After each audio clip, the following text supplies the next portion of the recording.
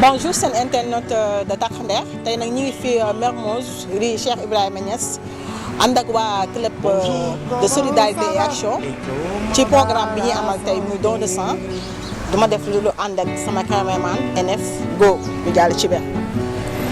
Bonjour, comment ça va et comment va la santé?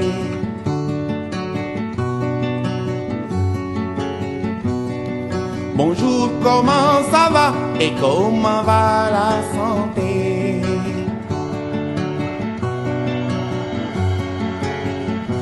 Iway wer gi yaram ne leen wer le.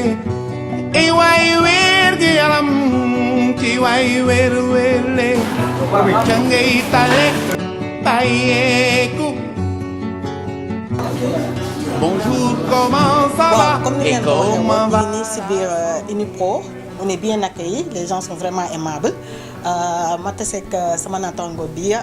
Club Solidarité Action benn club la boo xamante ne dañ ko créé ci biir école bi muy regrouper élèves yi nekk étudiants yi nekk ci école bi yëpp pour ñu am bonne relation entre eux biñ koy créé mooy bi école bi loolu naissance de l'école lañ ko créé c'est-à-dire en 2015 parce que école bi tamit yàggul loolu 3 ans rek la am muy Univers Pro.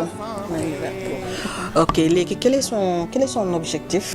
Objectif du club bi mooy rassembler tous les étudiants de Unipro ñu bokk nekk benn mais également di dimbalante seen biir. Dior da nga ne yéen a ngi dimbali néew di doole ci si biti yéen a ngi dimbalante aussi yéen ci seen biir léegi ñun mën nañoo xam yéen nan ngeen di dimbalante seen biir ak yéen nan ngeen di dimbalee néew di doole ci si biti aussi ñi nga xam te ni sont dans le besoin nan ngeen leen di dimbalee. waaw xam nga école bi ñi fi nekk ñëpp tolloo ñu doole am nañu ay riche mais am na ñoo xamante ne aussi seen loxo jotul seen ginnaaw ñoo xamante ne mënuñoo fay seen mensualité weer bu dee dañuy jéem di cotiser ñun ñi xamante ne ñoo fi nekk te suñu loxo jot suñu ginnaaw ñu leen di jàppale di leen fayal seen mensualité yi du loolu rek mooy loolu objectif club Solidarité Action parce que des fois dañuy def ay collecte de dons di génn di dem ci entreprise yi nekk ci environnement Unipro di leen di fa collecter ay dons pour di dimbali ñi nga xamante ne seen loxo jotul seen ginnaaw te ñu nekk ci biti par exemple talibé yi ñuy xomb chaque jour nga xamante ne ñii bëgg nañ jàng amuñu ku leen fayal amuñu luñ leen loolu amuñu yëre yuñ sol waa club Solidarité Action dañuy dem di def ay collecte de dons ci suñuy famille mais aussi ci entreprise yi nekk environnement ak bonne volonté yoo xamante ne ku ñu bëgg dimbali aussi dañuy dem def foofu ay collecte de dons léegi suñu ñëwee dajale lépp seet benn cible boobu par exemple école coranique wala benn crèche ou pépinière dem fa joxe fa li ñu jot a collecté pour dimbali les petits frères et petites sœurs qui sont là-bas. mais yéen est-ce que am ngeen benn aide boo xam te ne jóge na ci état bi wala ci gouvernement bi? non à vrai dire que nag amuñu benn fonds boo xamante ne état bi mu ñu koy jàppale wala quelque chose du genre parce que boo waxee école privée souvent les gens ont tendance que c'est l'école des riches kenn du la dimbali moo tax ñun suñu biir dañuy xool parce que ñi fi nekk du ñëpp ñoo riche du ñëpp la seen loxo jot seen ginnaaw dañuy jéem a xool équilibrer moyens yi c'est-à-dire ñi riche dimbali ñi pauvre noonu la ñuy def pour mën a dimbalante mais également buñ génnee collecte yi ñuy def souvent dañ ci am ay fonds yu bay yoo xamante ni bu ñëwee ci dañuy appuyer wu pour def suñu manifestation. Merci beaucoup madame Dior seen liggéey bi noble na yàlla na leen ci yàlla taxaw bu baax franchement bonne continuation. Merci. Ok, merci, on vous remercie. Venir essayer de guérir. Bonjour, comment ça va et comment va la santé?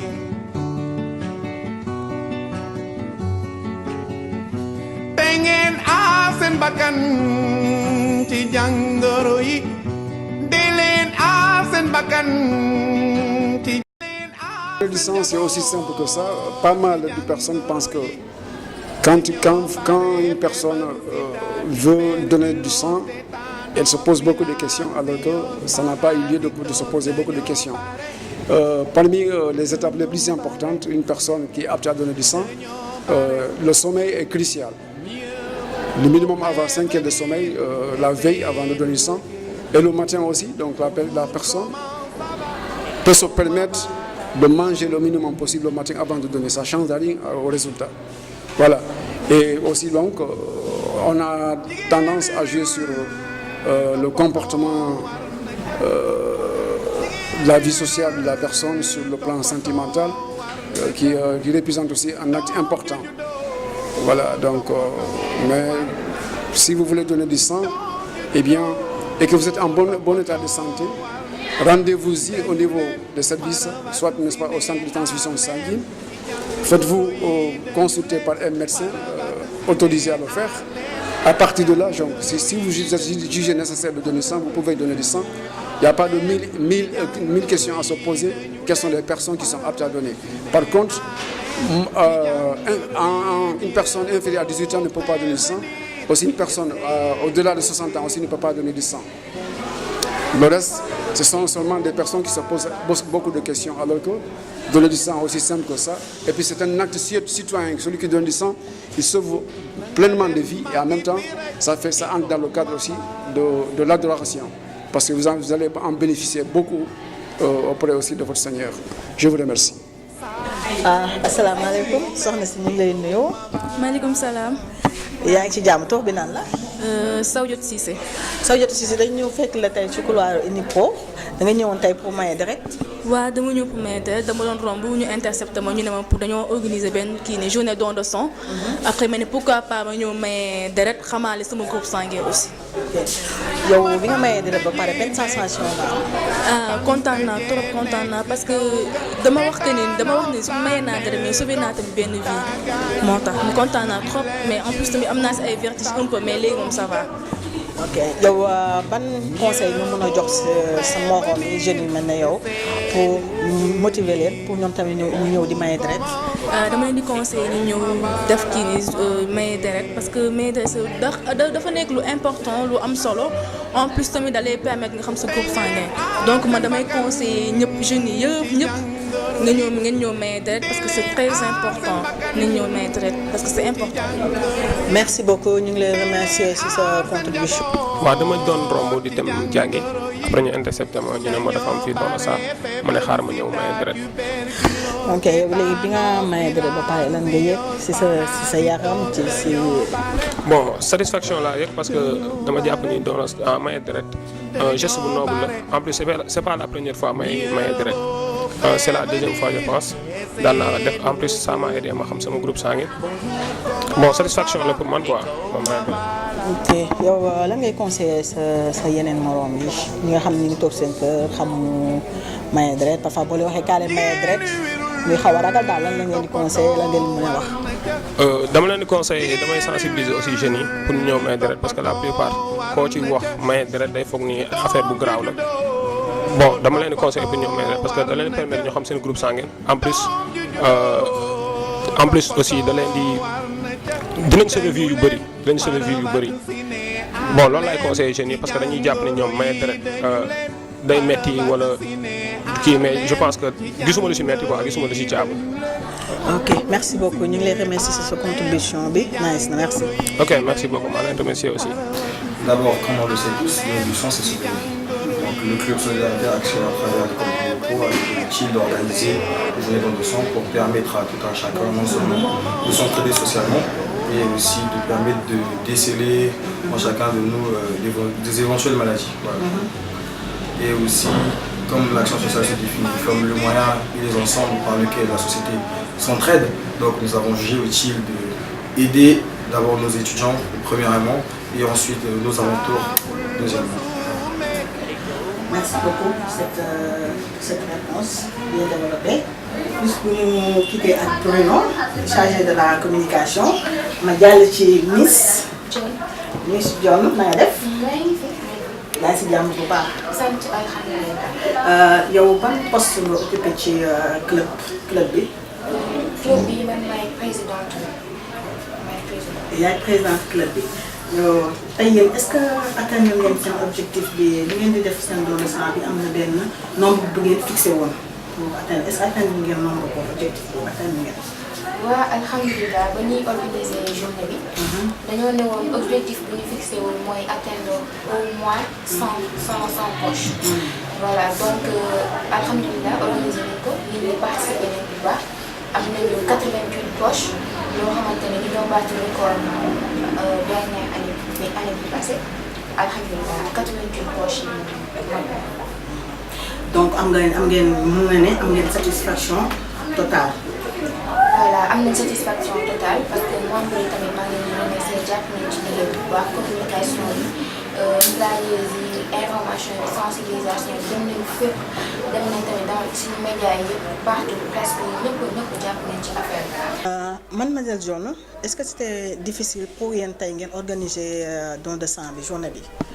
waaw organisation bi c'était pas facile tamit métti woon na tuuti parce que vu que ni ñun ñooy organiser te tamit bëgguñu def loo xamante ne lu tuuti lu passé la woon léegi on était obligé ñun ñuy toog fii ñëpp wàcc dem ñibbi ñun ñuy toog fii di lijjanti ay partenaires tamit pour journée bi réussir ak lépp loolu noonu c'était pas du tout facile parce que on était obligé ñu rater suñuy cours en plus tamit di toog fii guddee yooyu noonu c'était pas facile du tout.